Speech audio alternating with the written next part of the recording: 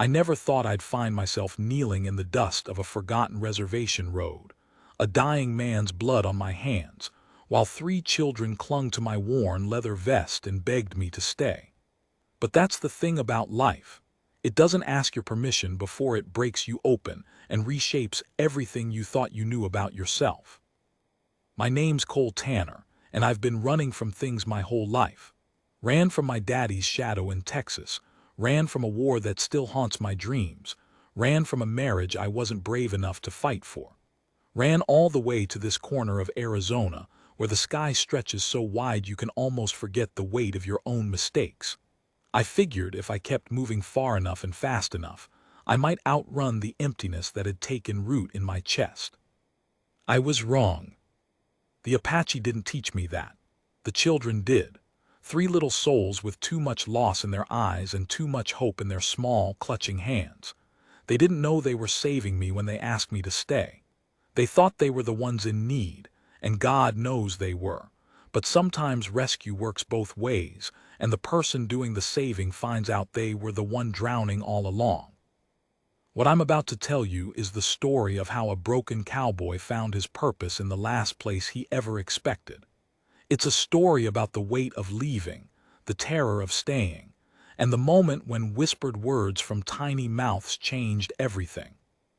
This is what happened when "Please don't leave us" became the only prayer I ever truly answered.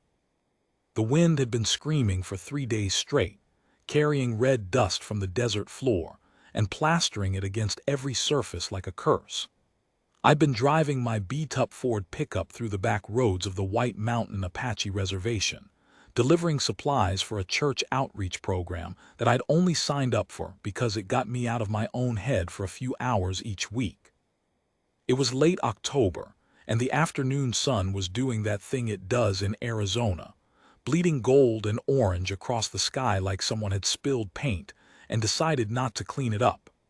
I'd been on the road since dawn, my back aching from the rough terrain, my hands gripping the steering wheel with the kind of tension that had become my constant companion. I pulled over at a turnout I'd used before, a flat stretch of gravel that overlooked a valley carved by ancient rivers. The engine ticked as it cooled, and I sat there for a moment, watching dust devils dance across the dry earth below. "This is where you end up, Cole," I muttered to myself, reaching for the thermos of coffee that had gone cold hours ago. 43 years old, no family to speak of, driving boxes of canned goods to people who need them more than you do, and still feeling like you're the one who's starving.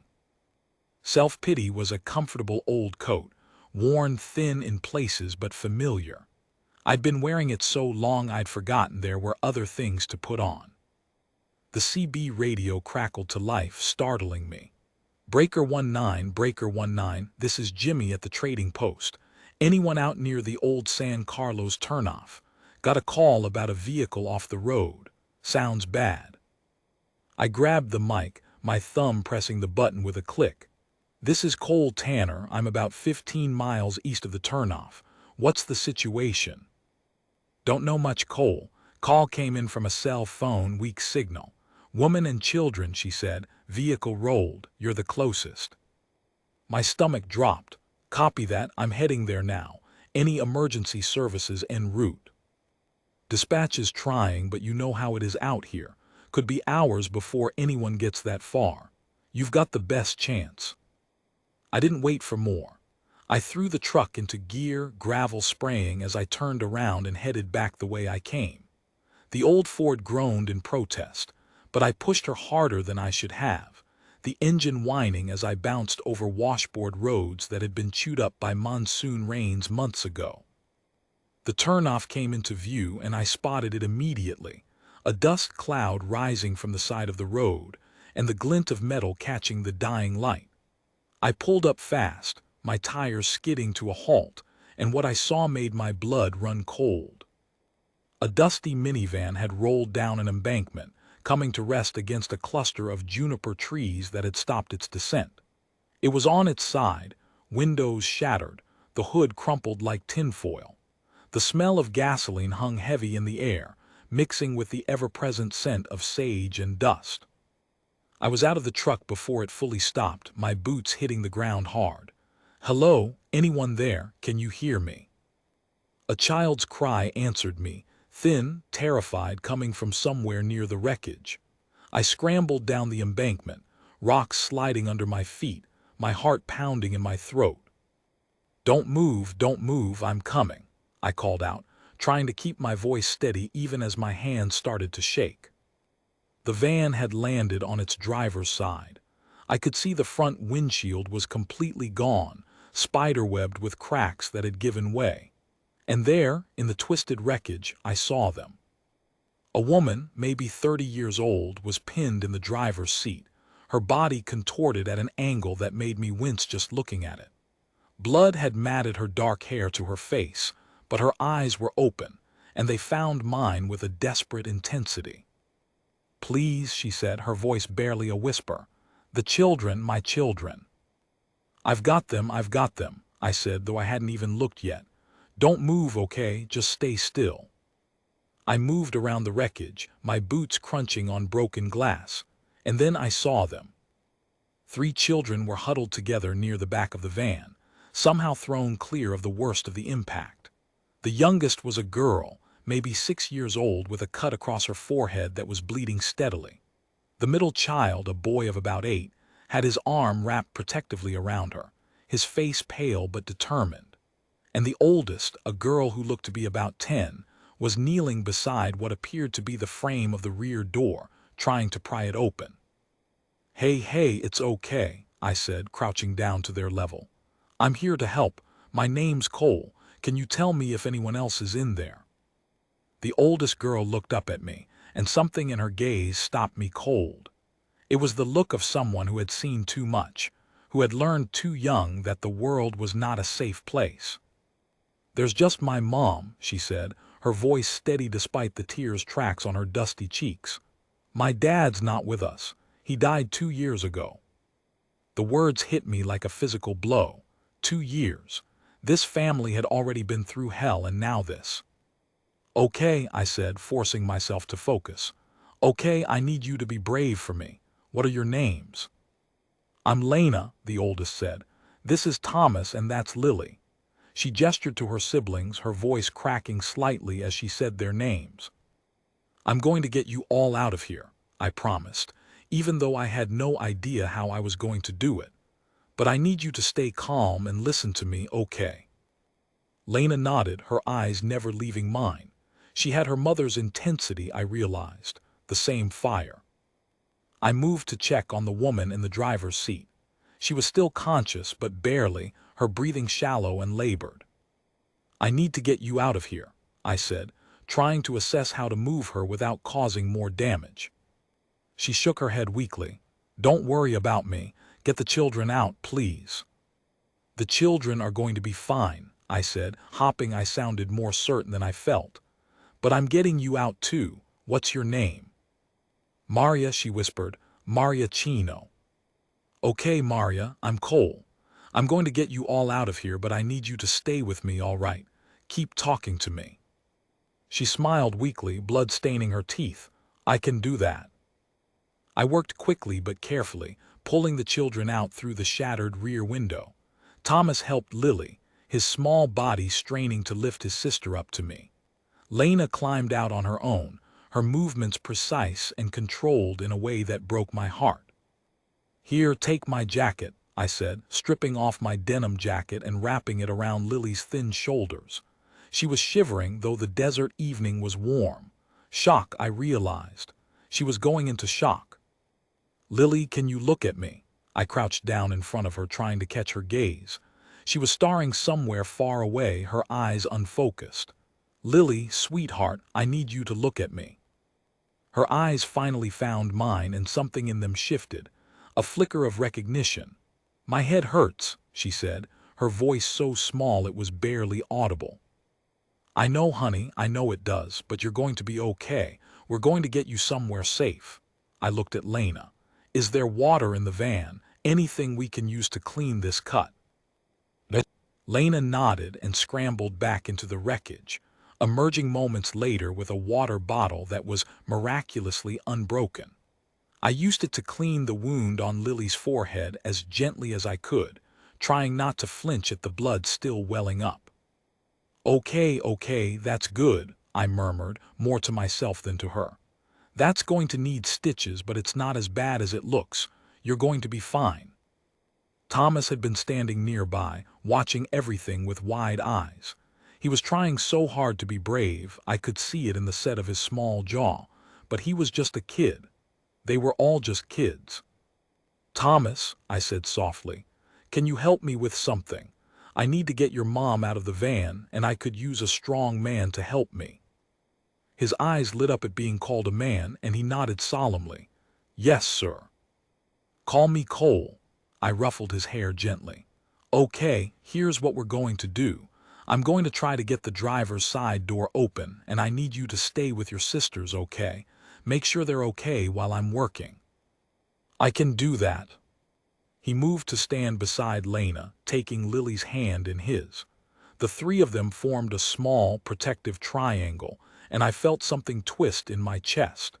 They reminded me of something I'd lost, something I'd never really had. I turned back to the van and started working on the driver's side door. It was jammed, twisted metal wedged against the frame. I pulled with all my strength, my hands bleeding from cuts I hadn't noticed, and finally felt it give a little. Okay, I said, heaving for breath. I think I can get this open. Maria, I'm going to try to get you out now. It's going to hurt, but I need you to try to move with me, okay? She nodded, her face pale beneath the blood. Do it. It took everything I had, and I don't just mean physical strength. I had to maneuver her body carefully, using my own as a brace against the wreckage. Every movement she made, she gasped in pain, and I felt it like a knife in my own gut. But we did it. We got her out. By the time I had her lying on the ground, relatively stable, the sun had started to set in earnest. The sky was turning purple and orange, and the first stars were beginning to appear. I looked at the children huddled together, at Maria lying injured on the ground, and I felt the weight of the situation settle on my shoulders like a physical thing. I need to get you all to help, I said, my voice rough. My truck is up on the road, but it's not big enough for everyone. I can take the children, then come back for Maria. No, Maria said weakly. Don't separate us, please. You can't ride in a truck in your condition, I protested. I don't even have a way to secure you. The roads out here are brutal. I don't care. I'm not letting my children out of my sight. I looked at the children and I looked at the darkening sky, and I made a decision that would change everything. Okay, I said. Okay, everyone's going to stay together. We'll figure something out. Night fell like a black curtain, and with it came the cold. Arizona deserts are brutal during the day, but at night, they can drop to temperatures that will kill you if you're not prepared. I had a blanket in my truck and some supplies, but not enough for a group of 4. I need to get us a fire going, I said, more to myself than to anyone else. I looked at Lena, the eldest, and saw she was watching me with those eyes that seemed too old for her face. Lena, can you stay with your mom? Keep her awake, talk to her. I need to gather some wood. Yes, sir, she said, and something about the way she said it made my heart ache. Cole, she amended, remembering. I'll be right back, don't go anywhere. I scrambled up the embankment and started gathering whatever I could find, dead branches, dry sagebrush, anything that would burn. In the back of my truck, I had a small emergency kit with matches and a first aid kit. I grabbed it all and scrambled back down. The fire took some work, but eventually I had a small blaze going. The children huddled around it, and I wrapped the blanket around them, their small bodies pressed together for warmth. Maria was lying on the other side of the fire, her breathing still labored but steady. I need to check on your mom, I told Lena. Can you keep an eye on the fire? She nodded, her face illuminated by the dancing flames. I can do it. I moved to Maria's side, kneeling down. How are you feeling? I asked, even though I knew the answer. Like I got hit by a truck, she said, attempting a weak smile. I've been better. What hurts the most? Everything, she admitted. But my ribs, I think I broke some ribs, and my ankle, I can't move it. I didn't tell her how serious that could be. I didn't tell her that internal bleeding or organ damage could kill her before help arrived. I just nodded and said, "We're going to get you out of here. I promise." But I didn't know how. I didn't know where we were exactly, beyond the fact that we were on the Apache reservation, miles from the nearest town. The CB radio was in my truck, but with the mountainous terrain, I wasn't sure how far I could reach. "I'm going to try to reach someone on the radio," I said. "I'll be right back." I scrambled up the embankment and tried the CB. "Breaker 19, Breaker 19, this is Cole Tanner at the San Carlos turnoff. I've got a family in need of emergency assistance. A woman and 3 children, vehicle rolled down an embankment. Over." Static, the kind of hollow, empty static that says no one is listening. I tried again. "If anyone can hear me, I need immediate medical assistance. A woman is injured and I have 3 children with her. Please respond." Nothing. "Damn it," I muttered, slamming my hand against the dashboard. The truck rocked slightly, and I felt a surge of frustration that was quickly swallowed by dread. I tried the radio again, and again, and again. Nothing. The truth settled over me like a blanket of ice. We were alone. It could be days before anyone found us, and Maria needed help now. I grabbed the first aid kit and scrambled back down to the group. The children had eaten some of the granola bars I'd found in my truck, small, pitiful rations that wouldn't last long. Lily had stopped crying, but she was still pale, and her eyes were glassy. "Okay," I said, trying to sound confident. "Here's the plan. We're going to stay here tonight, get some rest, and in the morning I'm going to go find help." "No," Lena said sharply. "You can't leave us." "I have to, Lena. Your mom needs help that I can't give her. I need to find a phone or get to a road that has traffic." "Then take us with you." "I can't. Your mom can't walk and I can't carry all 3 of you and her. It's too far." "Then we'll stay," she said, her chin lifting with a determination that was frankly terrifying for a 10-year-old. "We're not being left alone again." "Again?" I asked, though I already knew the answer. Lena looked away. "When my dad died," she said quietly, "we were alone then too. Everyone said they would be there for us, but they weren't.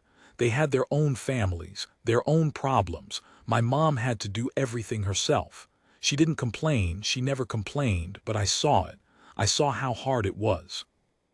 I looked at Maria, lying there with her eyes closed but clearly listening. She had raised these children alone, carried the weight of grief and responsibility, and had never let them see her break. And now this. "Lena," I said softly, "I'm not leaving you forever. I'm going to find help and I'm going to bring it back. That's a promise."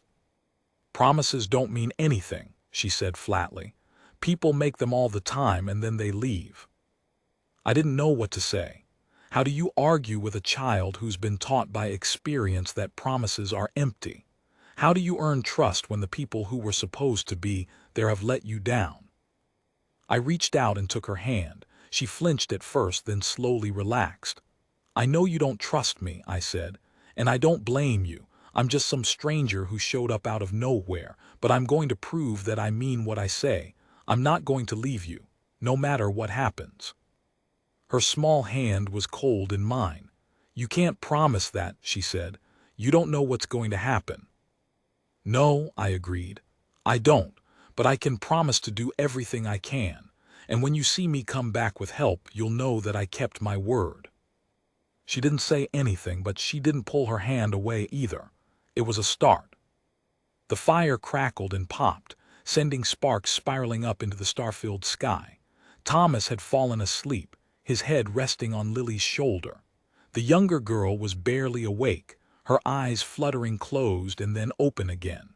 Lena was still alert, watching the darkness around us with a vigilance that made me want to weep. "Lena, you need to sleep too," I said. "I'll keep watch." "I can't sleep," she said. "I have to watch."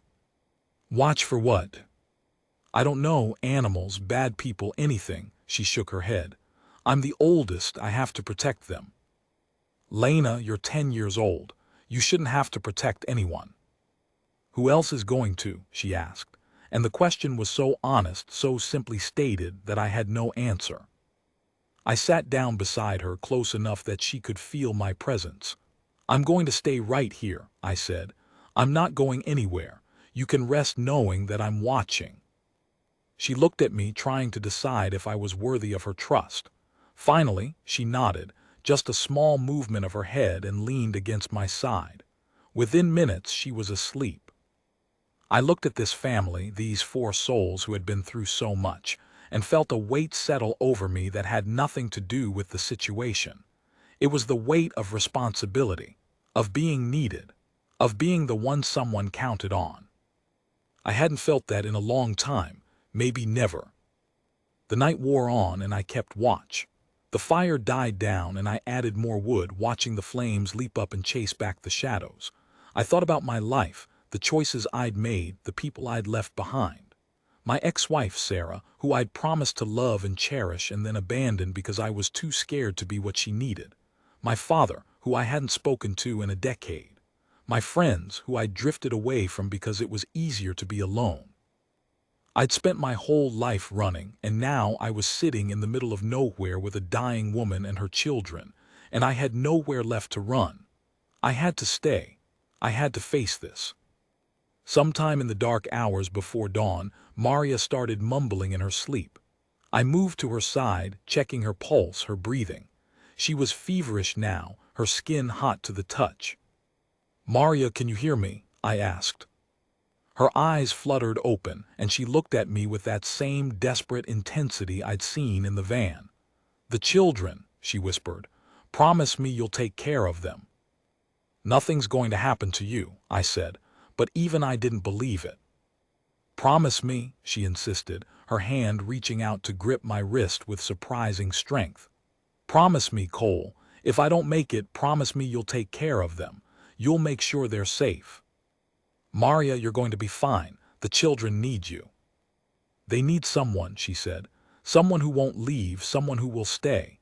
She was crying now, tears cutting tracks through the blood on her face. "I've been so scared for so long. I thought I was doing everything right, but I was so scared. And now?" "Now you're going to rest," I said firmly. "You're going to rest, and in the morning I'm going to find help, and everything's going to be okay." She closed her eyes, and I didn't know if she believed me. I didn't know if I believed me. Dawn came slowly, painting the sky in shades of pink and gold. I'd barely slept, jumping at every sound, every shift of the darkness. But now that the light was returning, I felt a surge of hope. "I'm going to go find help," I told Lena, who had woken up with the first rays of the sun. "I'll be as fast as I can." She nodded, and there was something different in her eyes now, something that might have been trust. "I know you'll come back," she said. "I know you will." "I will," I said. "I promise." I started the long walk up the road, heading for the nearest town. It was 30 miles, maybe more. I had no water, no food, and only my stubborn refusal to let these children down. I looked back once and saw them huddled around the dying fire, their small figures growing smaller as I walked away. I saw Lena looking at me, her hand raised in a small wave. I raised mine back.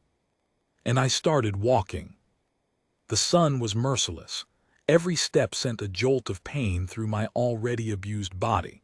My hands were still bleeding from pulling Maria out of the van, and my throat was parched. But I kept walking. I kept walking because I'd made a promise, because those children were counting on me. I walked for hours, mile after mile of empty road, with nothing but the heat and the dust and the sound of my own breathing. I was hallucinating by the end, seeing things that weren't there, hearing voices that had no source. And then, just when I thought I couldn't take another step, I saw it. A car.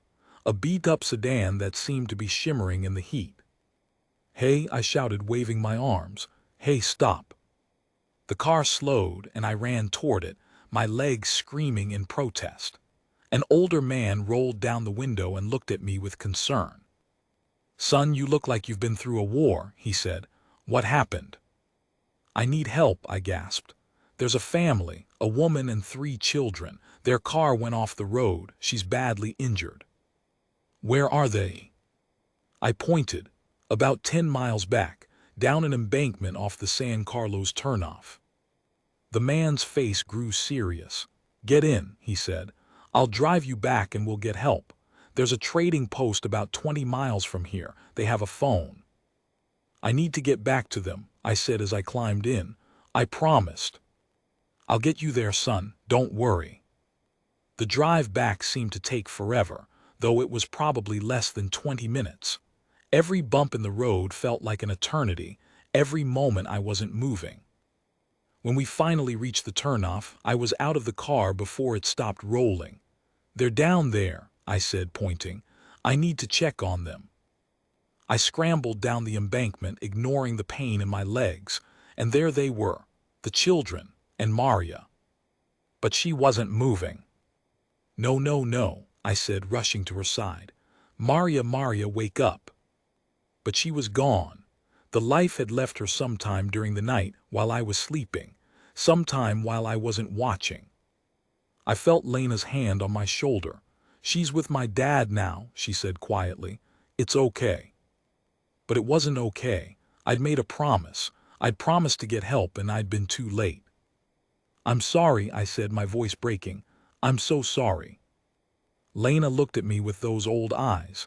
"You came back," she said. "You kept your promise." And then I felt something break inside me. The dam I'd been holding back my whole life finally gave way, and I started to cry. I cried for Maria, for the children, for myself. I cried for all the promises I'd made and broken, for all the times I'd run away. I cried because I was tired, so tired of running, so tired of being alone. Lena wrapped her arms around me and I felt Thomas and Lily join her. They were hugging me, comforting me, these children who had lost so much. "Please don't leave us," Lena whispered, "please." And in that moment I made a decision, a life-changing decision. "I won't," I said, my voice raw with emotion. "I'm not going anywhere." The trading post was a clapboard building that looked like it had been standing since before Arizona was a state. It had a sagging porch, a faded sign advertising gasoline and sundries, and an old man behind the counter who looked at me like I'd crawled out of a grave. Which, in a way, I had.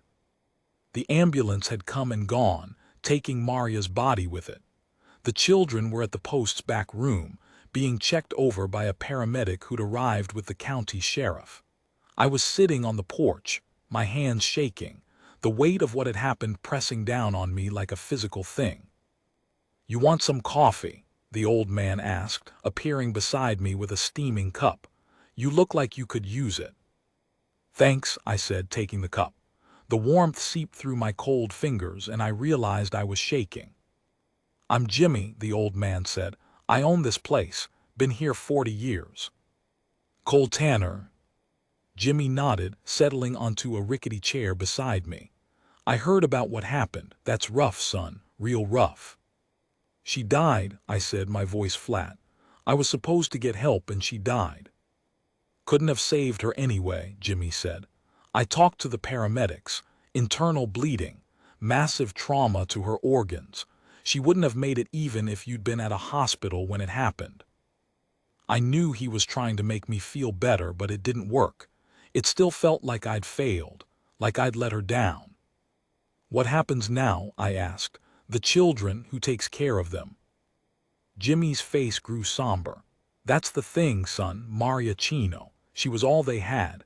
Her husband died a couple years back and the rest of the family, well, there's some issues. Substance abuse mostly. Can't raise children in that environment. Social services is already involved, but it's a mess." "Where will they go?" Jimmy shrugged. "Probably some foster home somewhere. Maybe split up if they can't find a place that'll take all 3. I felt my stomach drop. Split up, they can't split them up, they just lost their mother. "I know, son, I know," Jimmy sighed. but the system's overwhelmed. There's not enough families to go around. And these kids, they're Apache. There's a lot of prejudice out there. People don't want to take in Indian children. I thought of Lena's eyes, old and tired beyond her years, Thomas's small, determined face, Lily's fragile trust, and I thought of what would happen to them if they were split up, if they were put in homes where they weren't wanted. "There's got to be something I can do," I said. Jimmy looked at me, his eyes sharp despite his age. "What exactly are you offering, son?" I didn't know. I hadn't thought that far ahead. All I knew was that I couldn't let those children go into a system that would break them. I couldn't let Maria down again. "I need to think," I said. "Is there a place I can stay tonight?" Jimmy nodded.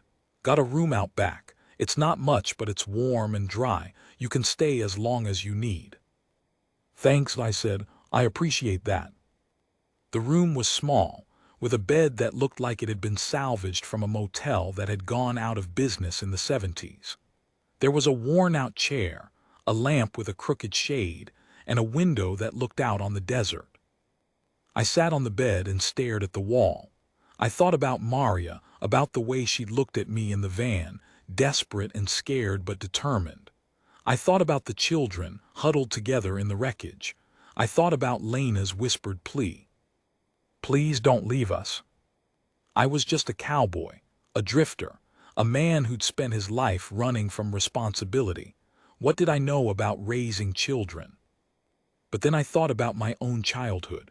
The cold silences at the dinner table, my father's fists, my mother's eyes, hollow and resigned.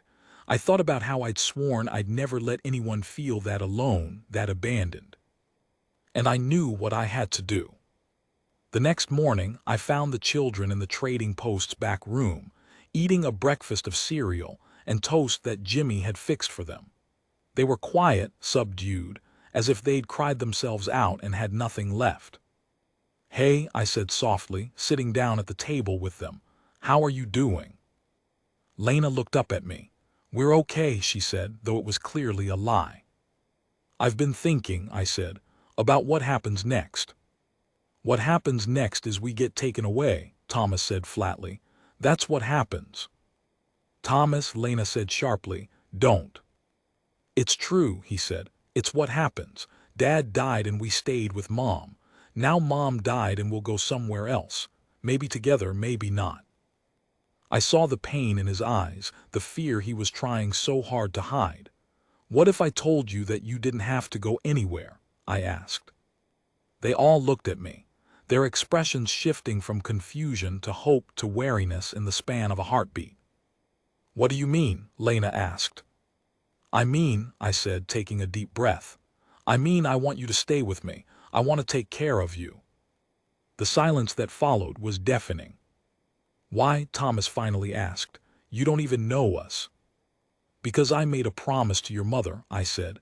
"I promised her I'd take care of you, and I meant it." "You didn't even know her," Lena said. "You met her for like an hour. Why would you promise something like that?" "Because she asked me to," I said simply. "Because she loved you more than anything in the world and she was scared you'd be alone. And because I know what it's like to be alone. I've been alone most of my life, and I don't want that for you." Lily was looking at me with those wide, trusting eyes.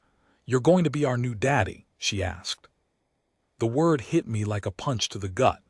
"No, honey," I said gently. "I'm not going to replace your dad. No one can do that, but I can be someone who takes care of you, someone who stays." "Like a guardian," Lena said slowly. "That's what you're saying." "Yeah," I said, "like a guardian." "But you can't," Thomas said. "We're Apache, you're not." "Does that matter?" I asked. He looked at me for a long moment. "I don't know," he admitted. "Maybe some people think it does." "I don't," I said. "I think what matters is how we treat each other, and I want to treat you like family, if you'll let me." The silence stretched again, and I felt like I was holding my breath, waiting for their judgment. "Can we think about it?" Lena asked finally. "This is a lot." "Of course," I said. "Take as much time as you need. I'm not going anywhere." But even as I said it, I knew that was a promise I might not be able to keep. There were legal issues, social services, the fact that I was a single man with no family and no support system. The odds were against me. But I'd faced worse odds, and I'd promised. The next few weeks were a blur of meetings, paperwork, and sleepless nights. I'd never dealt with the legal system before, and it was a maze of bureaucracy that seemed designed to make you give up. "Do you have a stable source of income?" the social worker asked, her voice flat and uninterested. "I run my own business," I said. "Horses, training, and boarding. It's been steady for about 5 years." "And you live where?" "I have a small house on the property. It's got 3 bedrooms. It's not fancy, but it's comfortable." "And you want to take on 3 children. Indian children, I should note. You're aware that there are cultural considerations." "I'm aware," I said, "and I'm willing to learn. I want them to stay connected to their heritage. I'm not trying to erase who they are." The social worker looked at me like I was speaking a foreign language. "You understand that this is highly irregular," she said. "A single man taking in 3 children, and you're not even related." "I know," I said, "but I made a promise, and I don't break my promises." She sighed, clearly frustrated. "Mr. Tanner, I appreciate your concern, but the system doesn't work on promises. It works on qualifications, and you don't have the qualifications." "Then help me get them," I said. "Tell me what I need to do, I'll do it." She looked at me, and something in her expression shifted. Maybe it was the desperation in my voice. Maybe it was the fact that I was clearly refusing to give up. Whatever it was, she softened slightly. "There are classes you'll need to take," she said. "Counseling sessions, home visits, it's a process. And even if you complete all of it, there's no guarantee you'll be approved." "I understand," I said. "I'll do whatever it takes." And I did. I took the classes, went to the counseling sessions, let them inspect my home and my finances. I jumped through every hoop they put in front of me, and I never complained. The children were staying with a temporary foster family while the process dragged on. I visited them every chance I got, bringing gifts and stories and reassurances that I was working as fast as I could. "I don't think they're going to let you keep us," Thomas said one afternoon, his voice heavy with resignation. "I think they're going to send us to a reservation or something." "Don't say that," I said. "I'm not going to let that happen." "You can't stop it," he said. "You're just one person." "Maybe," I said, "but I'm one person who's not going to give up, and that counts for something." Lily was playing with a small toy I'd brought her, her fingers moving in a pattern that seemed almost ritualistic. She was the most fragile of the 3, still dealing with the trauma of the accident in ways that came out in nightmares and sudden bouts of tears. "Lily's been having nightmares," Lena told me quietly. "About the crash, about Mom." "I know," I said. "I've been talking to her counselor about it. They're going to help her." "Are you going to help her?" Lena asked. "Or are you just going to pay people to do it?" The question stung, but I understood why she'd asked. She'd been let down before by people who'd promised to be there and then disappeared when things got hard. She was testing me, seeing if I'd react like everyone else. "I'm going to help her," I said. "And I'm going to pay people to help her too, because I don't have all the answers and I'm not too proud to admit when I need help." Lena nodded slowly. "Okay," she said. "Okay, I believe you." That was the first time she said it, and I felt a tiny glimmer of hope. See?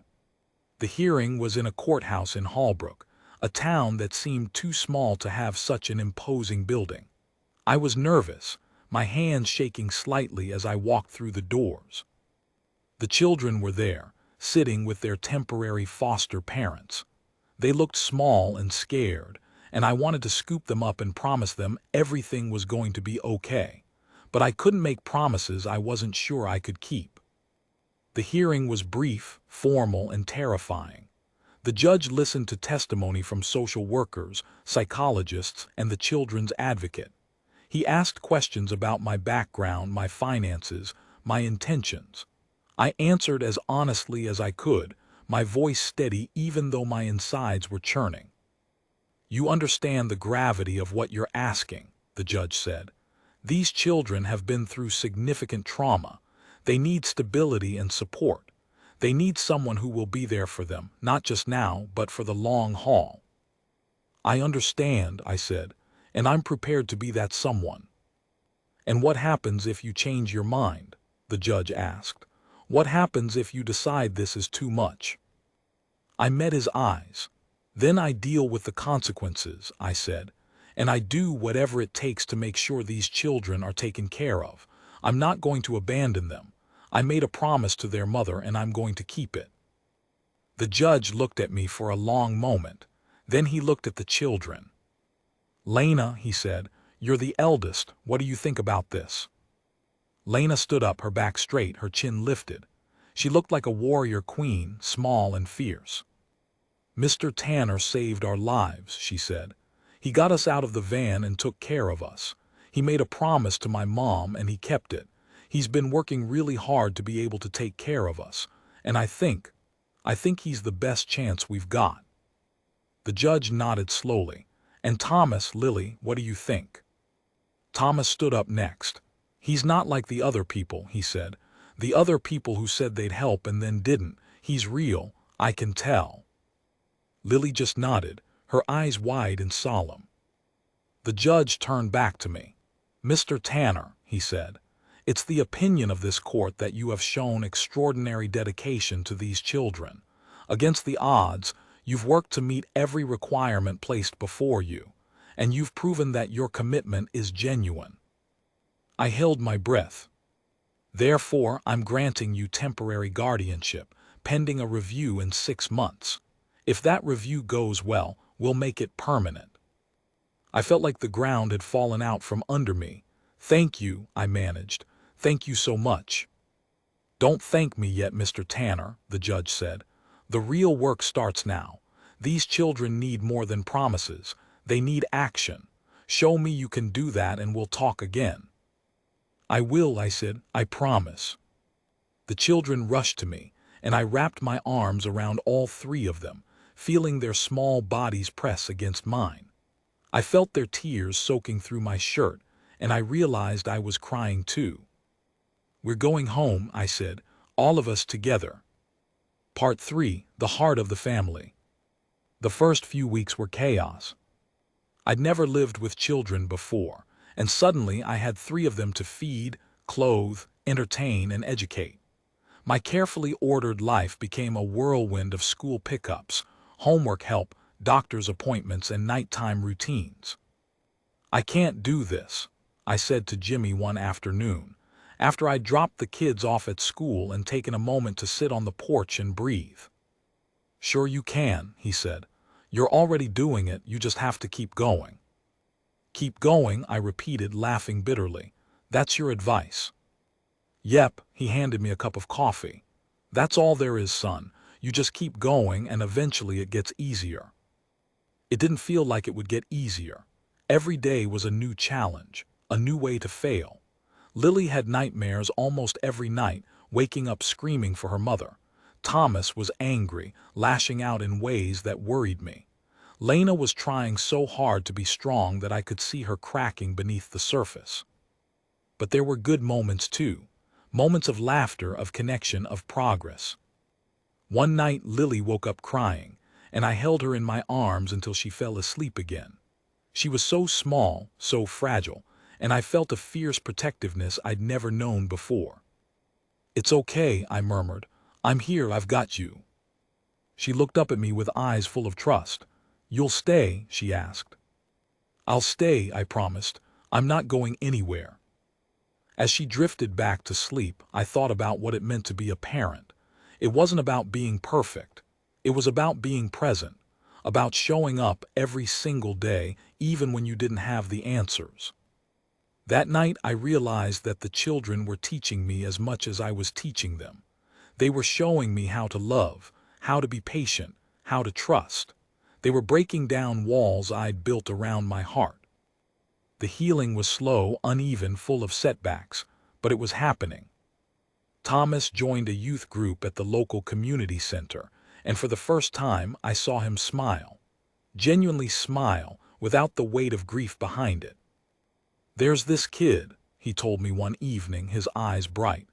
"His name is Takeshi. He's half Japanese. He says his grandparents died in a war, but he doesn't really talk about it. We're going to do a project together about our families." "That sounds great," I said. "I'm glad you're making friends."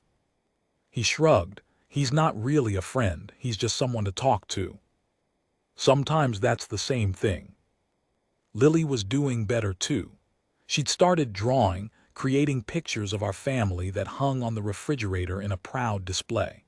Her counselor said she was starting to process the trauma, to find ways to express what she'd been through. "She asked me about her mom today," the counselor told me during our weekly meeting. "She wanted to know if her mom was happy, wherever she is." "What did you say?" "I told her that her mom was at peace, that she'd be proud of her, and she smiled. She actually smiled." I felt a warmth spread through my chest. That's good, that's really good. Lena was the hardest nut to crack. She was still carrying so much responsibility, so much weight.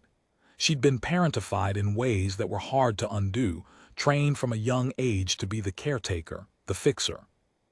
"Lena," I said one night after the younger two were in bed, "can we talk?" She looked at me warily. "What about?"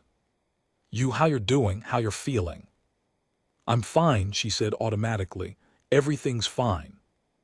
"It's okay not to be fine," I said softly. "It's okay to be sad or scared or angry. You don't have to pretend with me." For a moment she just stared at me. Then her lower lip started to tremble and the tears came. I moved to hold her and she let me, clinging to me like I was an anchor in a storm. "I miss my mom," she sobbed. "I miss her so much. And I feel like I have to be strong for Thomas and Lily, but I'm so tired. I'm so tired of being strong." "You don't have to be strong all the time," I said. "You can let go. I'm here. I've got you." She cried for a long time, and I held her, murmuring reassurances, letting her release the pain she'd been holding in for so long. After she was calm, she looked at me with red-rimmed eyes. "You really care about us," she said, "don't you?" "More than you know," I said. "More than I ever thought I could." "Why?" she asked. "Why do you care so much?" I thought about it. "Because I was alone for a long time," I said, "and I know how much it hurts.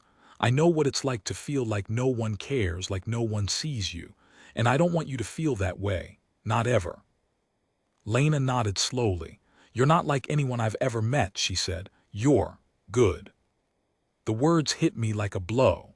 I'd spent so long feeling like I wasn't good enough, like I'd failed at every important thing in my life. And here was this child, telling me I was good. "Thank you," I said. "That means more than you know." A year passed, then two. The guardianship review went well, and the judge made it permanent. I was officially their legal guardian, their parent in every way that mattered. We celebrated with a trip to the Grand Canyon, a place I'd always wanted to see but never had a reason to visit. The children were awed by the scale of it, the ancient power of the earth. "This is amazing," Thomas breathed. "It's like a storybook." "It's real," Lena said, her voice hushed. "It's real and it's beautiful." Lily was sitting on my shoulders, her small hands gripping my hair. "Can we come here every year?" she asked. "Every year," I promised. "We'll make it a tradition." That night we sat around a campfire, roasting marshmallows and telling stories. I told them about my childhood, the good parts and the bad. I was honest about my flaws, my mistakes, the things I'd done that I wasn't proud of. "You were lonely," Lena said softly. "That's why you did those things." "I was," I agreed. "And I made some bad choices, but I'm trying to do better now. That's all any of us can do, right?" Thomas nodded. "That's what Takeshi says. He says the past is the past, and the only thing that matters is what you do now."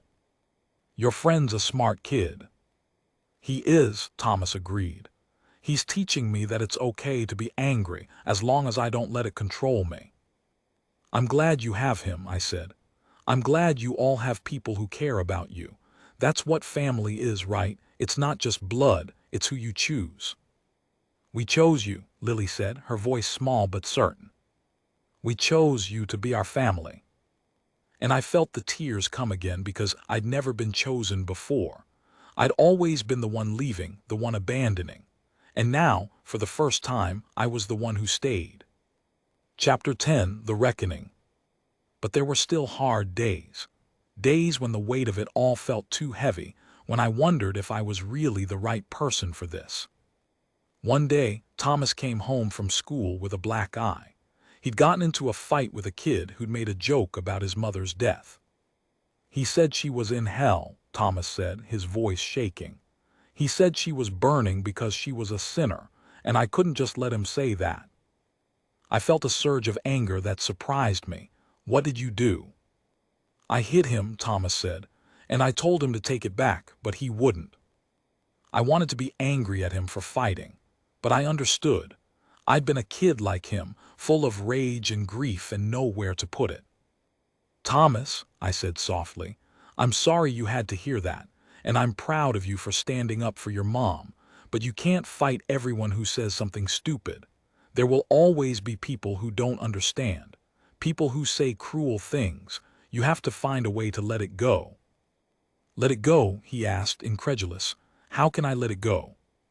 By remembering who you are, I said. By remembering that you're stronger than anything they can say. Your mom loved you. She was a good person, and nothing anyone says can change that. He looked at me, his eyes filled with pain. I miss her, he said. I miss her so much. I know, I said. I miss her too, and I never even knew her.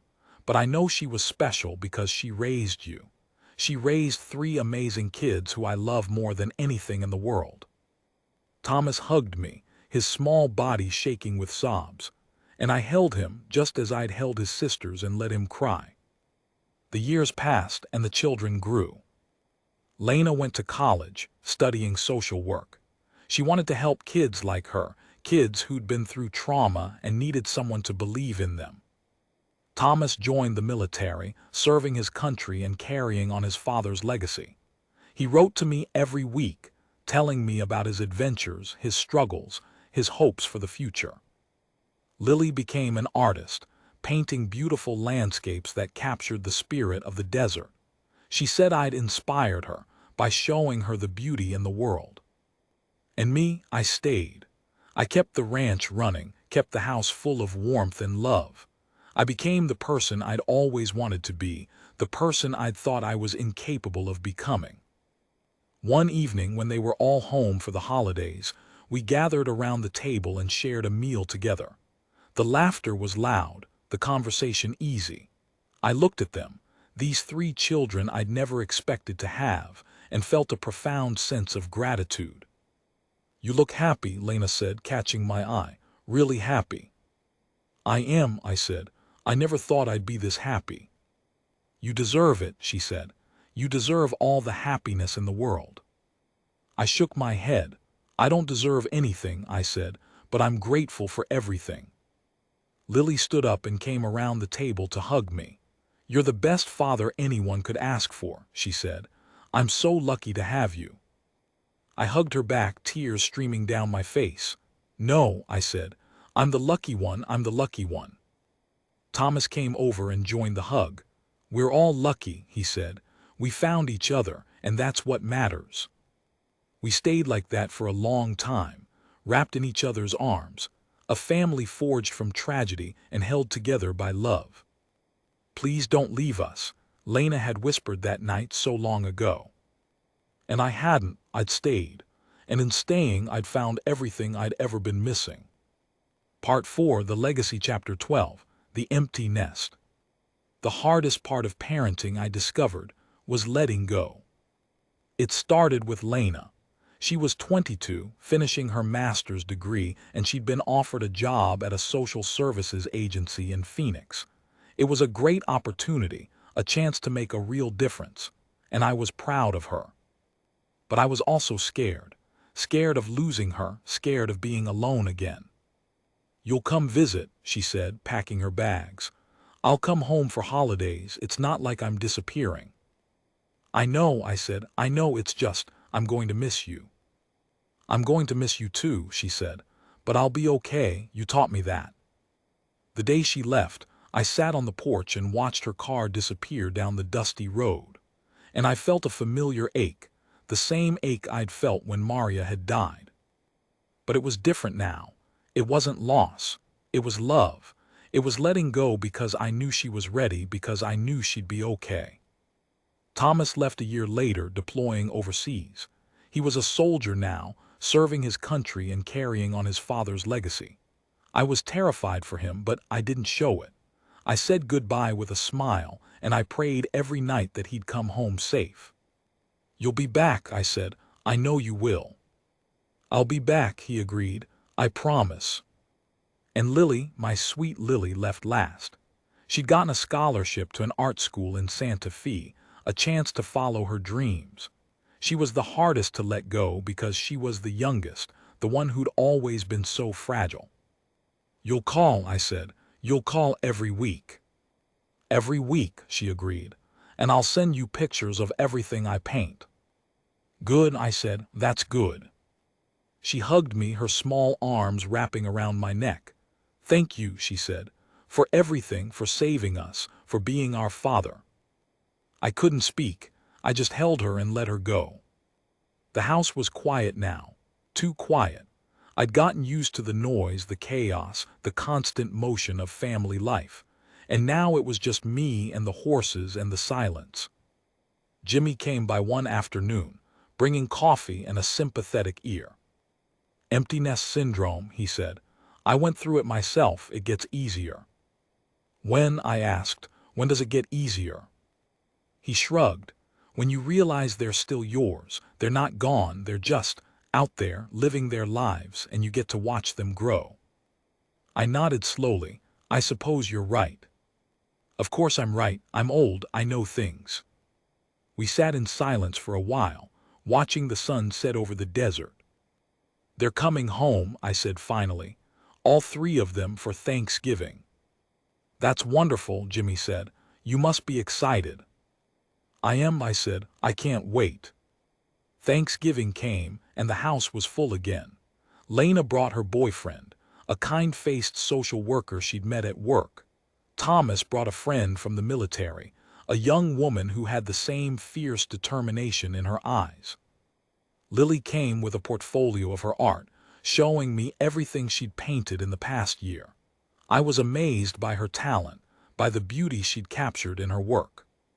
"I'm going to have a show," she said, "next spring in Santa Fe." "That's amazing," I said. "I'm so proud of you." "Thank you," she said. "I couldn't have done it without you." Dinner was loud and chaotic, full of laughter and stories and love. I looked around the table at this family I'd built, and I felt a profound sense of peace. "I have something I want to say," I said, standing up. "I know this is supposed to be about gratitude, and I am grateful, but I also want to say something else." They all looked at me, their faces curious. "When I met you," I said, looking at the children, "when I found you in that wrecked van, I didn't know what I was doing. I didn't know how to be a father. I didn't know anything, but you taught me. You taught me how to love, how to be patient, how to stay." Lena was crying. "Dad," she said, "we love you." "I love you too," I said, "more than I ever thought I could love anything. You saved me. You gave me a reason to live, and I will never, ever forget that." Thomas stood up and came to hug me.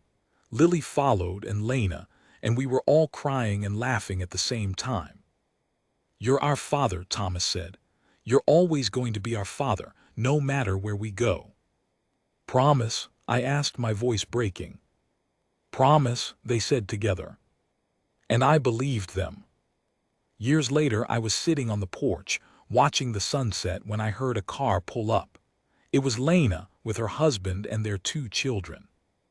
"Grandkids," I said, laughing as they ran toward me.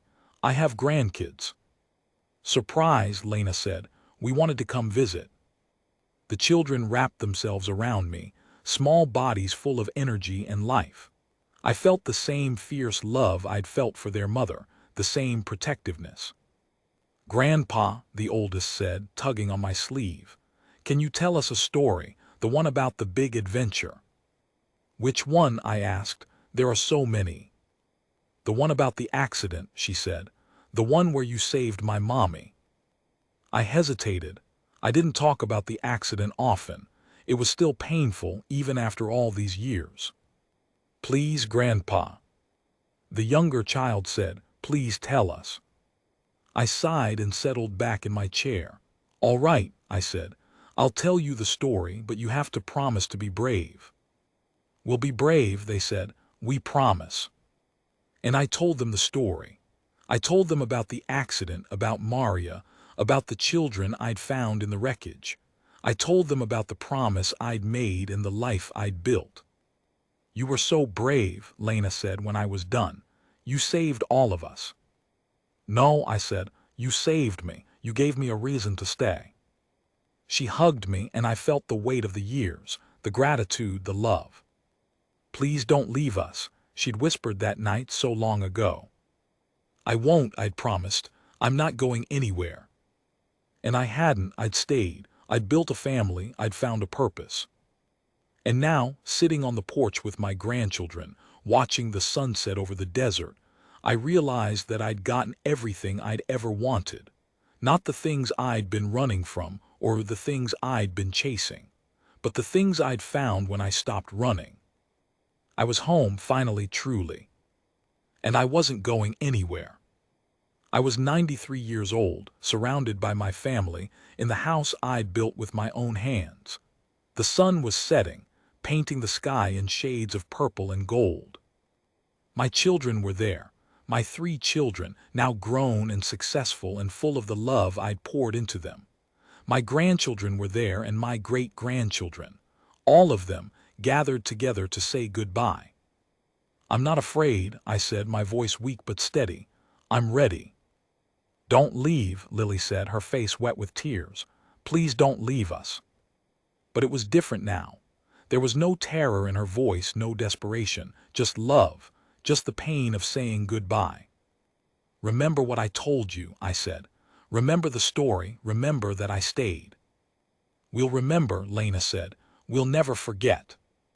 "Good," I said. "That's good." I looked out the window at the desert, at the sky, at the land I'd come to love.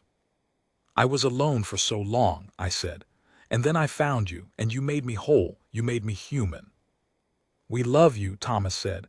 "We love you so much." I smiled. "I love you too," I said, "more than anything." And then, as the sun dipped below the horizon, I closed my eyes. I thought about Maria, the woman who'd asked me to take care of her children. I hoped she was proud of me. I hoped I'd kept my promise. And I knew with absolute certainty that I had. Because I'd stayed. I'd stayed.